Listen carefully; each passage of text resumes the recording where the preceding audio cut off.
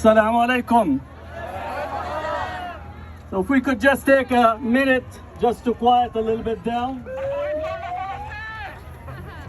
There are many people ask the question, what is happening in Palestine today? Our Zionist friends, they say it's complicated.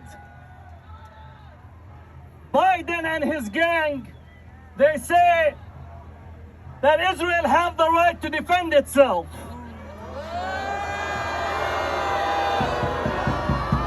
Palestinian in Sheikh Jarrah, in Al Khalil, in Haifa, in Nablus, in Deir Dubwan, in Ramallah, in Gaza, and in San Francisco saying, لن نرحل, لن نرحل, لن نرحل, لن نرحل, لن نرحل, لن نرحل. Let me tell you to understand it very clearly, so it's not complicated. Palestinians are facing Zionist settler colonialism. If you don't understand it in English, we're facing al-istimar al-Suhyuni, Zionist colonization. And it has 6 points that you need to understand. So Zionism and Zionists come lately can confuse you. One, it's a global phenomena. Britain, France, United States, Europe were all engaged in settler colonialism. Zionism for them is a partner. It is a success story for them. Just like they have committed to settler colonialism in the Americas, they're committed to settler colonialism in Palestine. If you don't understand it, you have to understand it. Second, settler colonialism and Zionism, it's a racist ideology. It's a racist ideology. It's racism. So when they shoot a Palestinian, when they attack a Palestinian, they are attacking what they see as subhuman. The same way that the police, when they shoot a black person in America, they think they're shooting a subhuman.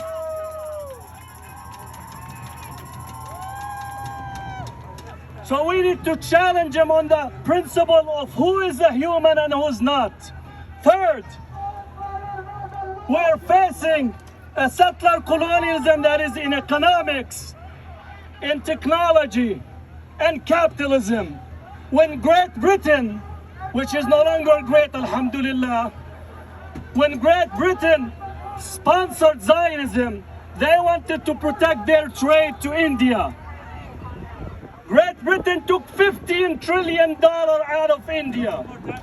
That's capitalism.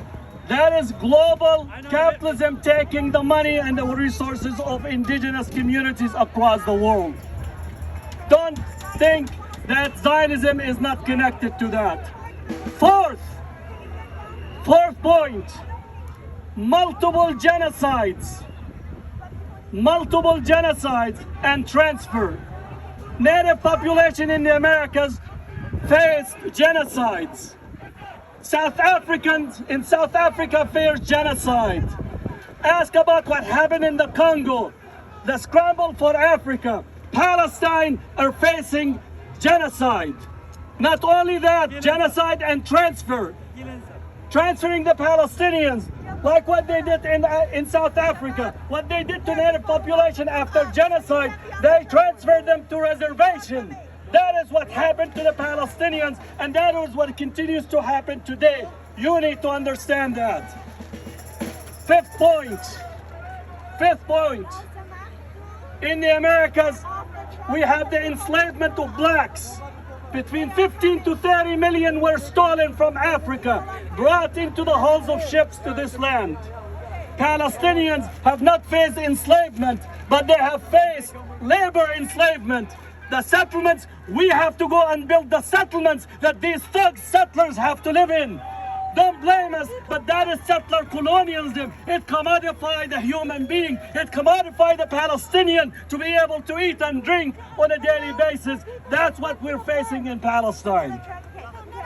The last point, and the sixth point that you need to know, I need to critique Christian Zionism and Jewish Zionism and increasingly Muslim Zionism,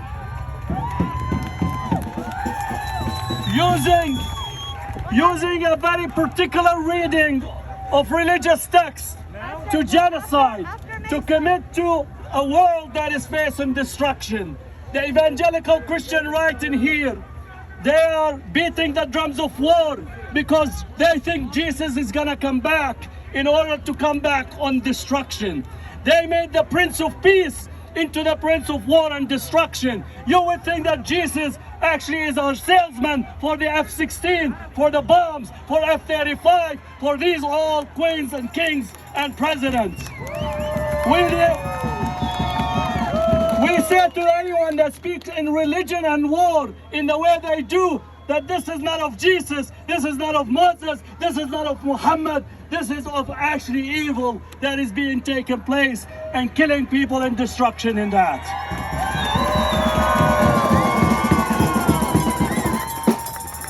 So as we commit to solidarity with Palestine, tomorrow Biden is having a Eid celebration. Can I repeat it?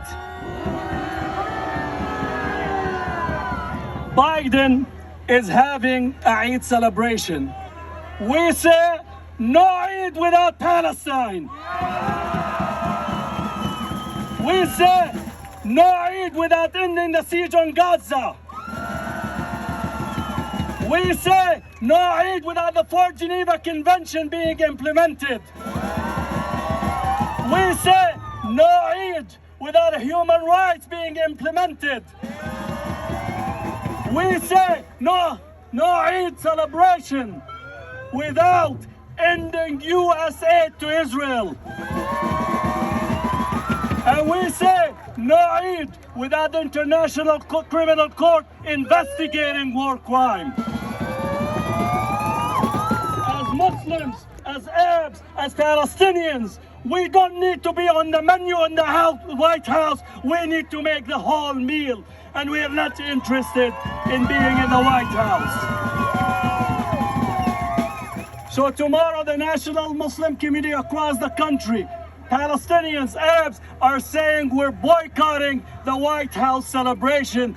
Biden, we're raining on your parade. We're raining on your parade, and we need politics to change. So thank you. Assalamu alaikum.